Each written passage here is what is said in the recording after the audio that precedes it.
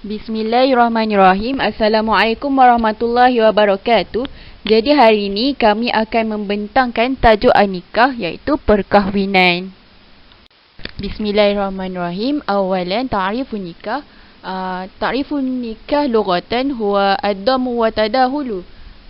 Maksud nikah dari sudut lughah ialah jaminan untuk persetubuhan. Okey, yang ni bermaksud pasangan suami isteri ada jaminan untuk bersetubuh dengan adanya nikah. Wa syar'an aqdun nikah bi annahu al-aqdu alladhi yatimu baina ar-rajuli wal mar'ah ala wajhi mashru'u wa yashrutu mahsusatan wa yaqsidu bil wajhi mashru'i al-arkani muta'alliqah bil aqdi wa ruknu wa ma la yakumu zawaj aw nikah illa bi wa hiya thalathatu amma syurutu fa arba'ah. Iaitu bermaksud perjanjian bukan perjanjian, akad perkahwinan didefinisikan sebagai perjanjian antara lelaki dan perempuan mengikut syarat tertentu dan rukun-rukun yang tertentu. Awalan zukira az-zawaju fil Qur'ani. Haula'i ba'dul ayatil Qur'anil Karimi 'aniz zawaj. Ini merupakan ayat-ayat Al-Quran, sebahagian daripada ayat-ayat Al-Quran yang berkaitan dengan perkahwinan.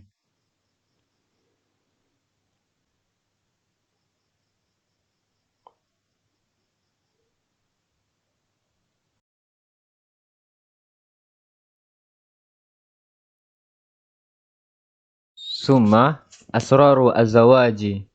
Awalan, az-zawaju sunnatun min sunanil mursalini wal anbiya'i. Kama qala Allah Ta'ala, a'udzu billahi minasyaitonir rajim, wa laqad arsalna rusulan min qablika wa ja'alna lahum azwaja wa zurriyyah.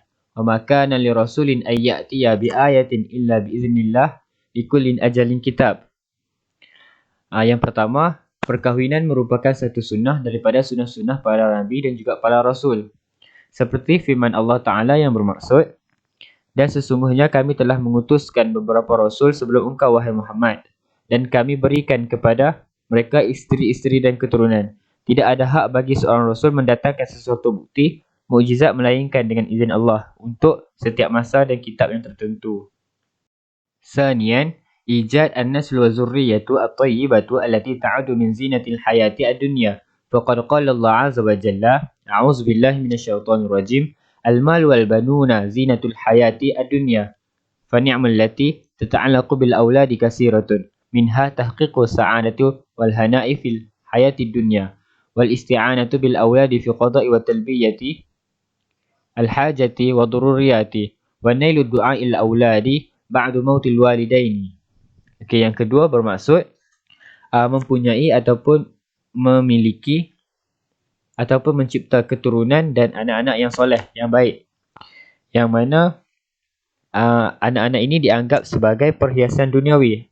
Antara keberkatan anak-anak adalah mendapat kepuasan ataupun kebahagiaan di dunia dan mendapat doa-doa dari mereka setelah kematian ibu bapa tersebut. Salisan, inna fi zawaji tahqiqul lil adid min al ibadat wa ta'at minha tahqiqul afwah li zawji wa zawjati wal infiqaq al bazlu ala zawjati wa ijad an naslu wa illam yasluku al abdu sabil zawaji litahqiq rughbatuhu bit tariqati allati ahallaha Allah Ta'ala faqad yartakibu al muharramatu wal munkaratu. Wa min al jariri bizikri anna 'ala al fatatu al qabul bil khatibil al kafu walittaqiya nafsuha min al wuqu'i bil muharramati. Okey, yang ketiga bermaksud dalam perkahwinan ini terdapat yang ketiga bermaksud secara ringkasnya, dalam perkahwinan terdapat banyak perkara-perkara ibadah ataupun ketaatan. Antaranya pergaulan di antara suami isteri juga dikira ibadah, ataupun menghabiskan masa-masa bersama-sama juga dikira ibadah. Dan juga mungkin dengan jalan perkahwinan ini dapat kita menghindarkan diri seseorang itu daripada kejahatan ataupun benda-benda yang haram dan mungkar. Summa Inna zawaja min ni'mil lati an'ama biha Allah Ta'ala ala ibadihi. Wal wajibu muqabalatu ni'matu bisyukri wal hamdi.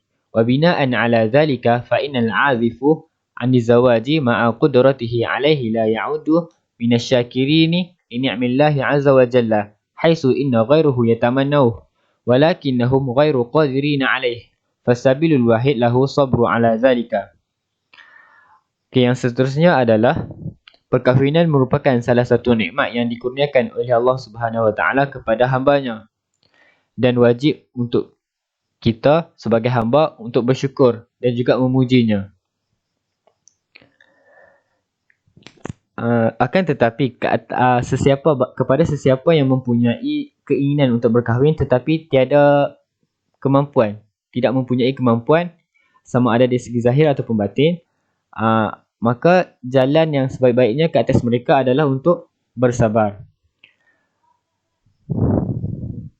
Khamisan, inna zawaja ya'udu libasan likila tarfi zawaj haitsu qala Allah Ta'ala hunna libasul lakum wa antum libasu lahunna falibasu huwa ma yastaru libadani fazawjatu libasu li zawjiha wa sitru lahu min al-wuqu'il muharramati wal ma'asi wa kadzalika amru binisbati az-zawj. Okey, yang kelima adalah sesungguhnya perkahwinan itu menjadikan pakaian kepada pasangan suami isteri seperti mana firman Allah Ta'ala yang bermaksud isteri-isteri kamu adalah pakaian bagimu dan juga kamu adalah pakaian bagi isteri-isteri kamu. Pakaian merupakan satu benda yang menutupi badan, yang melindungi badan kita. Dan perkahwinan adalah pakaian kepada suami. Maksudnya dia melindungi pasangan suami isteri daripada melakukan perkara-perkara yang mungkar dan juga maksiat. Itulah nisbah di dalam perkahwinan. Wa akhiran, inna fi zawaji taisiru lil umur wa taufiqun min Allah Ta'ala lil 'abdu fi kafati nawahil hayatihi al-madiyati wal ma'nawiyati. Yang terakhir adalah sesungguhnya dalam perkahwinan ini ada kemudahan-kemudahan dalam setiap perkara. Iaitu dengan diberi petunjuk oleh Allah Ta'ala kepada hambanya dalam setiap perkara-perkara setiap sepanjang hidupnya.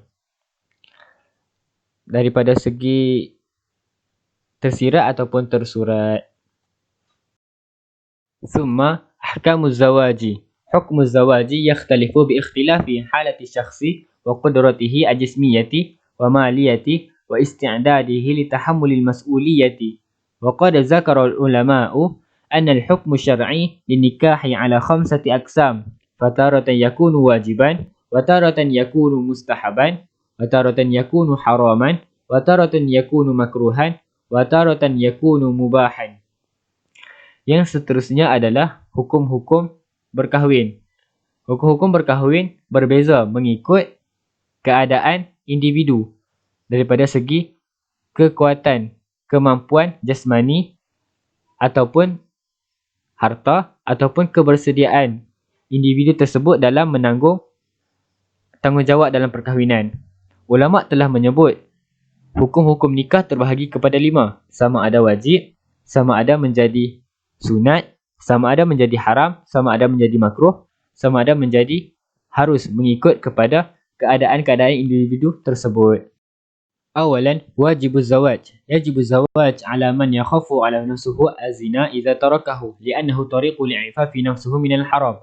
Wa syartu zawaj al-wajib an yakunu syakhsun qadiran ala mu'unah az-zawaj min mahr wa nafaqahu wa nafaqahu az-zawjati.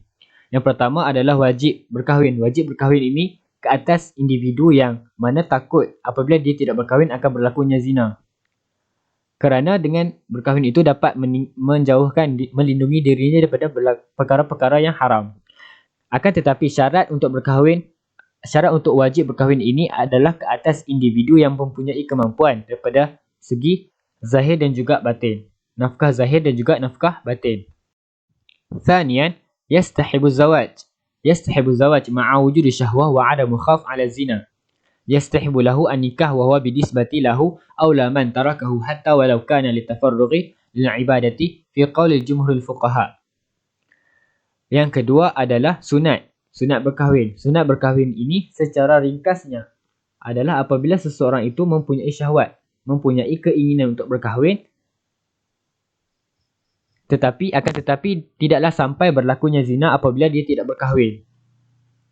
Thalithan mubah. Wa qalu man lam yahtaju an-nikah li'adabi tawqaniha lil-wat'i ay 'adamu ishtiyaqihi lahu wa wajada ihbatihi ay maliku mu'unatu nikah min mihr wa nafaqah fala yakrahu lahu az-zawaj liqadratihi 'alayhi wa li'anna maqasid nikah la tanhasiru fil rughbah fil wat'i wa ma'na dhalika anna az-zawaj fi haqqihi mubah.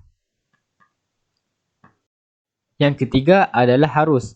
Harus bagi seseorang itu berkahwin apabila dia tidak berhajat untuk berkahwin.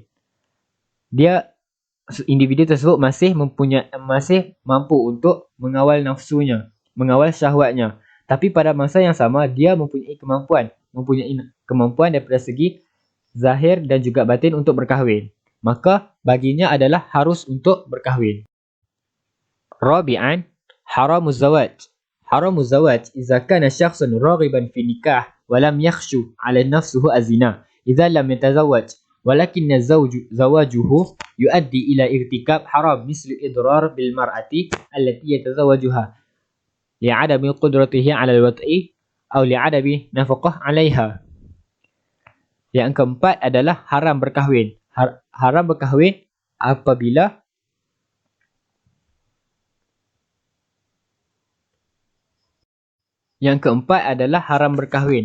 Haram berkahwin ni apabila seseorang individu itu dia mempunyai keinginan untuk berkahwin dan pada masa yang sama dia tidak takut melakukan zina apabila dia tidak berkahwin.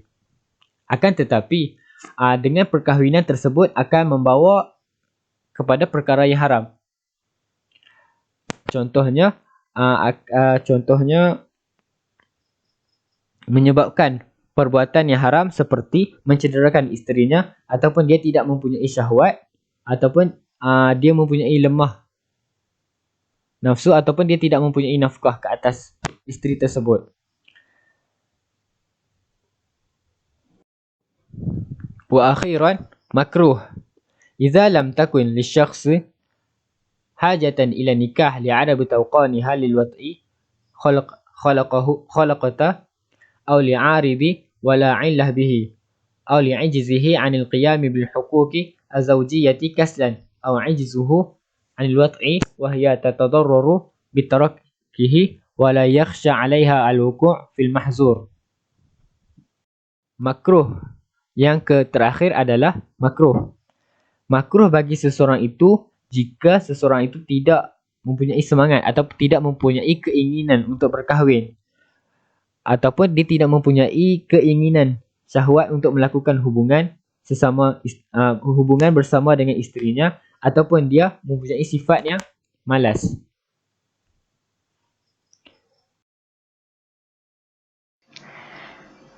Okey, sekarang kita akan melihat kepada asasun ikhtiyari az-zawjati, dasar pemilihan isteri.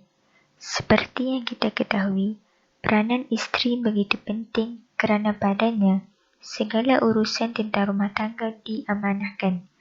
Selain menjadi penyeri dan teman hidup suaminya, isteri harus menjaga kepentingan makan minum keluarga, mengandung dan mendidik anak-anak, menyimpan rahsia dan menjaga maruah suami dan sebagainya. Oleh itu, terdapat beberapa dasar pemilihan isteri mengikut syarak.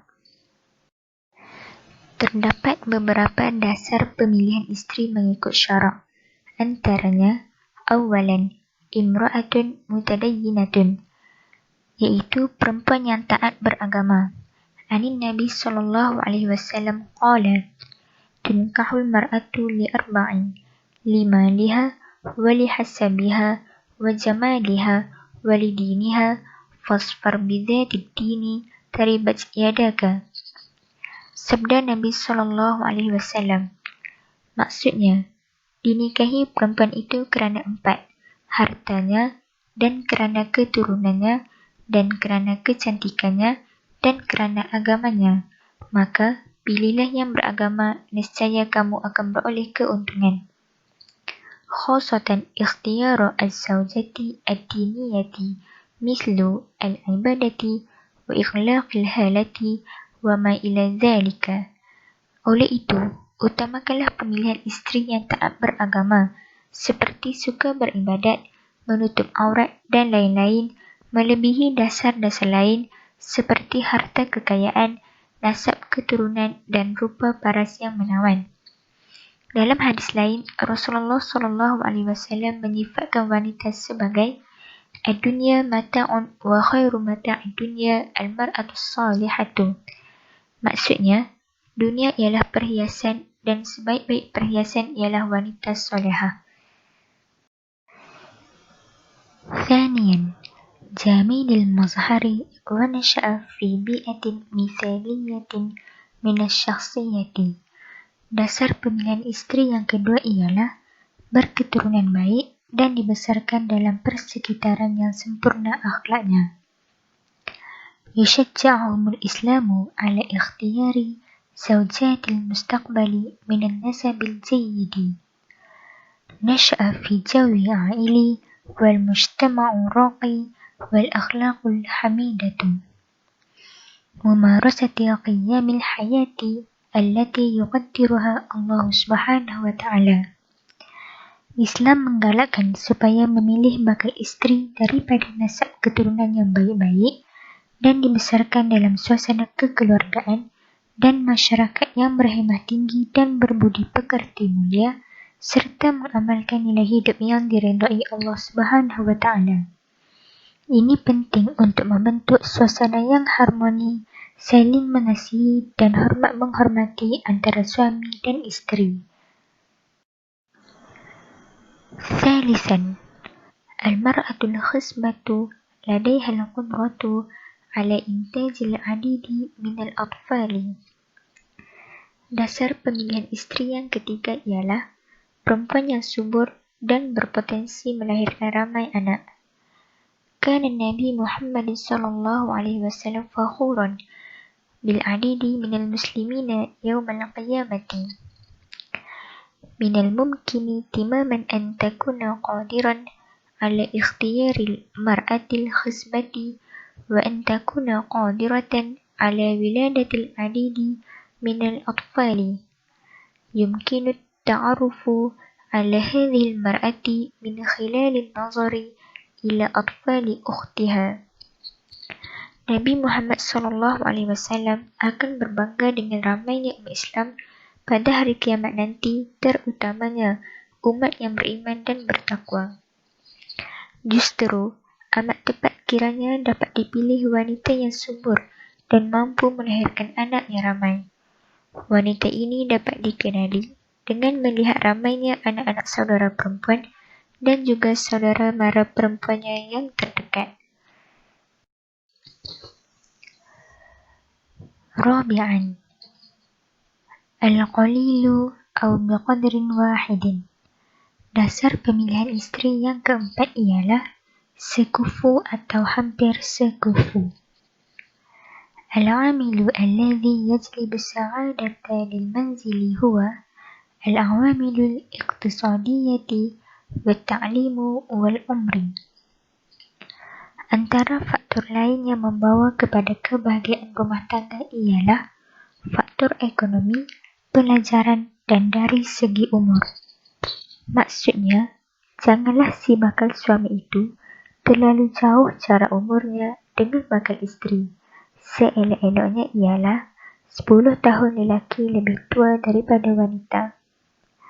Namun, apabila si lelaki mempunyai latar belakang pelajaran yang lebih tinggi dan juga taraf ekonomi yang lebih baik, maka ini boleh menjamin rasa hormat si isteri pada suaminya. Khamisan, la tazalu fatatun aw adra'u.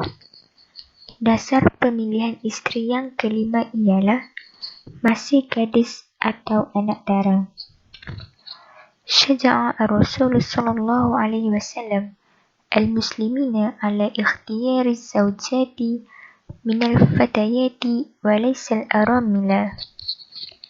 Rasulullah SAW menggalakkan umat Islam memilih isteri daripada kalangan gadis, bukan janda.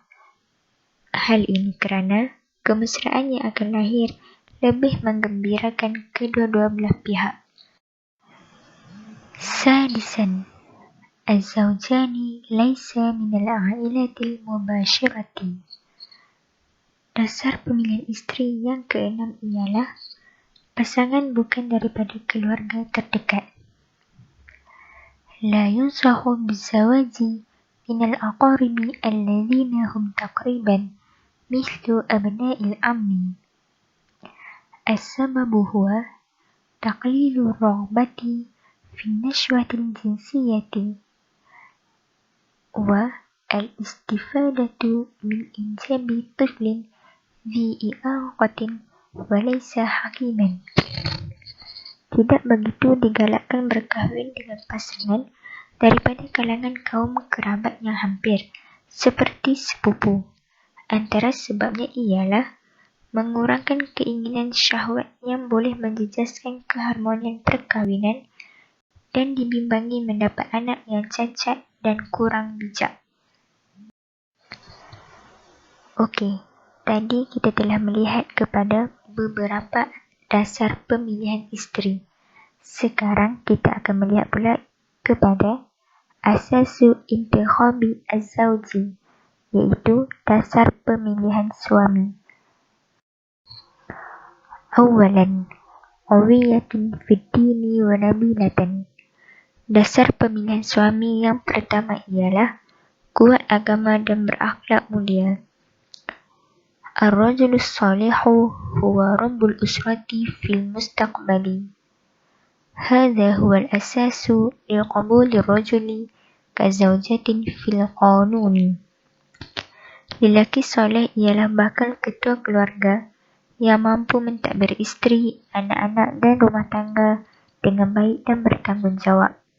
Itulah asas penerimaan seorang lelaki sebagai menantu oleh keluarga pihak perempuan. Anin Nabi SAW qala, "Idza khataba ilaikum man tardawna dinahu wa khuluquhu fazawijuhu, illa taf'alu takun fitnatun fil ardi wa fasadun arundun."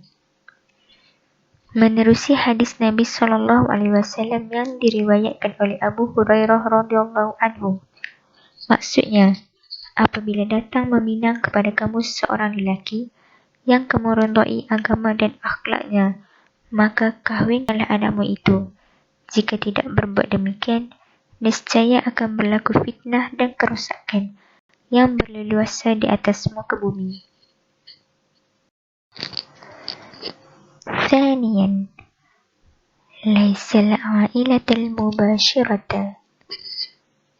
Dasar pemilihan suami yang kedua ialah bukan keluarga terdekat. La yunsahu bizawjil mustaqbali lil a'ilati. Tidak digalakkan bakal suami daripada kalangan keluarga terdekat. Wa thalithan, khaliyatun minal amradil khatirati. Dasar pemilihan suami yang ketiga pula ialah bebas daripada penyakit berat. Amsilatun ala amradin mislil jununi wal judami wal ajzil jinsi. Seorang lelaki mestilah bebas daripada penyakit-penyakit yang menghalangnya daripada berkahwin, seperti gila, kusta dan lemah syahwat.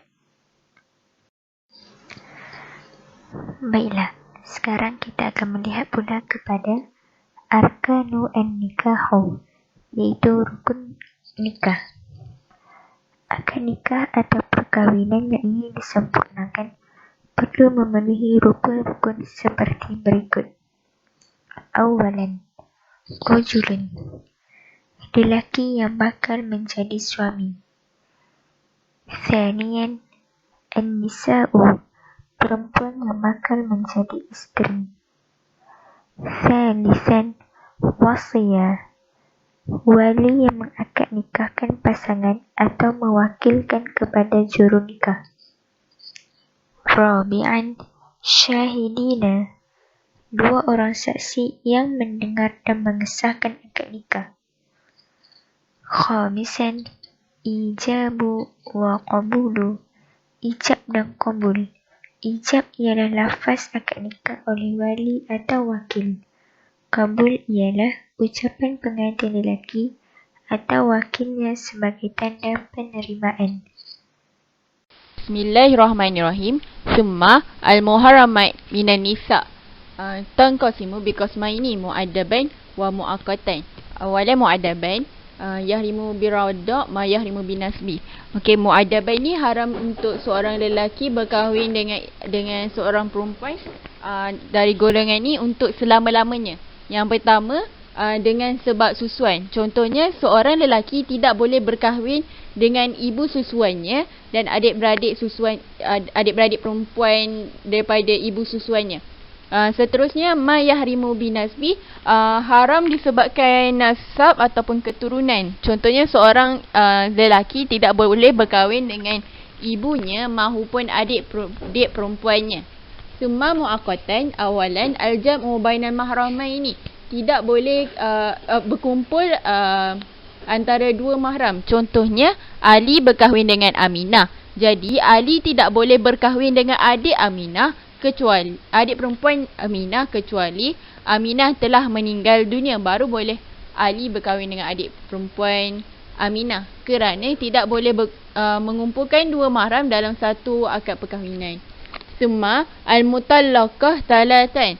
Kat sini bermaksud seorang lelaki yang telah mentalakkan isterinya dengan talak 3 tidak boleh berkahwin dengan bekas isterinya yang telah ditalakkan tadi, kecuali bekas isterinya itu telah berkahwin dan telah diceraikan dengan suami barunya, barulah suami yang lama tadi boleh berkahwin dengan bekas isterinya yang telah ditalakkan 3 tadi.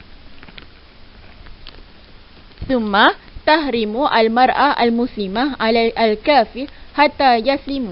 Maksudnya kat sini haram untuk lelaki berkahwin dengan perempuan kafir kecuali sehingga perempuan kafir itu telah masuk Islam. Maksudnya bila perempuan itu telah masuk Islam, baru lelaki tersebut boleh berkahwin. Summa zawajuzanya, tidak boleh berkahwin dengan perempuan yang merupakan pelacur ataupun penzina, kecuali perempuan itu telah mengisafi dosa-dosanya. Summa zaujatul ghair, tidak boleh berkahwin dengan perempuan, tidak boleh berkahwin dengan isteri yang dimiliki oleh orang lain. Maksudnya tak boleh berkahwin dengan isteri orang lah. Wa akhiran wal mar'ah al-hamisah liman kana mutazawwajan bi arba' minan nisa. Tidak boleh berkahwin lebih daripada 4. Kalau nak kahwin lebih daripada 4, kena ceraikan salah satu, ataupun kalau salah satu daripada 4 isteri itu meninggal, baru boleh berkahwin lagi. Summa hukuku zaujah al-khasah biha, hukuku maliyah wa hukuku ghairu maliyah. Seterusnya, hak-hak seorang isteri terbahagi kepada 2, iaitu hak-hak harta dan hak-hak bukan harta. Hak-hak harta terdiri daripada mahar, nafkah dan tempat tinggal. Okey, hak bukan harta seperti adil membahagikan antara isteri-isterinya. Adil dari segi pembahagian antara isteri-isterinya. Yang ni bagi suami yang mempunyai lebih daripada seorang isteri. Summa ta'liman umuri dinil al-islami, ilmu tentang perkara-perkara Islam. Wa adamu al-idradi bizaujah, tidak mendaruratkan atau mencederakan seorang isteri. Wa akhiran wal wafa laha, dan kesetiaan kepada isteri ini adalah hak-hak yang perlu suami berikan kepada seorang isteri. Al-huququl maliyah, awalan al-mahar huwa al-malu alladhi tashaku az-zawjah ala zawjiha bi'aqdi 'alayha aw biduhuli biha. Mahar ialah harta yang perlu diberikan oleh seorang suami kepada isterinya apabila berlakunya akad perkahwinan ataupun telah berlakunya persetubuhan. Sanian an-nafkah wa qad ajma'a ulama al-islami ala wujubi nafaqat az-zawjat ala azwajihinna yashritu tamkinu al-mar'ah nafsuha li zawjuha fa in imta'atu minhu aw tashtaratu lam tastahiku nafkah. Okay, nafkah ni mengikut para ulama wajib ke atas seorang suami untuk memberikan nafkah ke atas isterinya. Wa akhirun al-sakna wa huwa min huquqiz zaujah wa huwa an yahyilaha zaujaha miskuna ala qadri sa'atihi wa qudratihi. Al-sakna ni ialah tempat tinggal. Tempat tinggal ni adalah hak yang perlu suami berikan kepada isterinya. Wa huququ ghairu maliyah, awalan al-adlu baina az-zawjat. Min haqqu az-zawja ala zawjuha al-adlu bi taswiyah bainuha wa baina ghairuha min zawjatihi in kana lahu zawjat fil mabayyit wa nafkah wal qaswah. Okey, kat sini maksudnya adil antara isteri-isterinya, yakni untuk seorang lelaki yang mempunyai lebih daripada seorang isteri. Okey, adil tu dari segi apa? Adil tu dari segi pembahagian bilangan bermalam, adil dari segi tempat tinggal. Contohnya kalau isteri pertama tinggal di rumah banglo, isteri kedua pun kenalah tinggal kat rumah banglo juga. Okey, wasanian adamu al-idrar bi zawjah wa hadha min usulil Islam wa idza kana iqa'u daruru muharraman 'ala ajanib fa in yakuna muharraman iqa'uhu 'ala zawjah awla wa uhra. Adamu idrar bi zawjah, tidak mencederakan seorang isteri. Thalithan ta'liman umuri dinil islami wa samulaha bi huduri majalisul ilmi litata'allamu umuri diniha bi umuri diniha. Okey, seorang suami hendaklah memberikan ilmu tentang perkara-perkara Islam, dan suami ni juga hendaklah memberikan keizinan kepada isteri jika isterinya hendak menghadiri majlis-majlis ilmu. Wa akhiran wal wafa' laha yajibu 'ala zawju an yahlisu li zawjatihi wa an la yasna ashratuha hatta immatat aw talaqat minhunna. Okey, wal wafa' laha ni bermaksud kesetiaan kepada isterinya. Seorang suami hendaklah sentiasa setia kepada isterinya sehingga isterinya wafat ataupun sehingga suaminya mentalakkan isterinya. Huququ zawju ala zawjati, hak-hak suami ke atas isterinya. Awalan wujubut ta'ah, ja'alallahu rajulu qawaman 'ala mar'ah bil amri bi tawjihi wa ri'ayati kama yakun wilayati 'ala ri'yati bima hasahullahu bihi rajulu min hasaisi jismiyati wa aqliyati wa bima aujibu 'alaihi min wajibati maliyah. Okey, hak yang pertama adalah wajib taat. Seorang isteri wajib taat kepada suaminya. Okey, seorang suami ni lelaki ni Allah jadikan dia kuat dari segi jisim, kuat dari segi akal. Jadi suami hendaklah melindungi seorang isteri. Maka seorang isteri pula hendaklah sentiasa taat kepada suaminya. Wasanian tamkinu az-zawju min istimta'i fa idza tazawwaju imra'atu wa kana ahlan li jima'i wajib tasimu nafsuha ilai bil aqdi idza talibu. Okey, yang kedua ni memungkinkan seorang suami untuk bersenang-senang, iaitu seorang isteri hendaklah membenarkan suaminya untuk berjima. Wasalisan adamul iznu liman yakrahu zawju duhuluhu wa min haqqu zawju ala zawjatihi ala tadhulu baituhu ahdan yakruhu. Kat sini bermaksud seorang isteri hendaklah sentiasa peka untuk membenarkan sesiapa masuk ke rumahnya. Kalau contohlah tetamu tu seseorang yang dibenci oleh suaminya, jadi isteri tu tak boleh membenarkan tetamu tersebut untuk masuk ke dalam rumah. Wa summa adamul huruju minal baiti illa biizni zawji minal haqqi zawji ala zawjatihi ala tahriju minal baiti illa biiznihi. Okey, seorang isteri dia tak boleh keluar rumah tanpa izin suami. Walaupun hendak pergi kedai depan rumah pun, seorang isteri wajib meminta kebenaran daripada seorang suami. Wa akhirun al-ta'dib li zawji ta'dibu zawjati 'inda isyatiha umru bil ma'rufi la bil ma'siyati, lianna Allah Ta'ala amru bi ta'dibu an-nisa bil hajri wa daribu 'inda adamu ta'itahinni. Okey, yang terakhir sekali, seorang isteri hendaklah sentiasa beradab.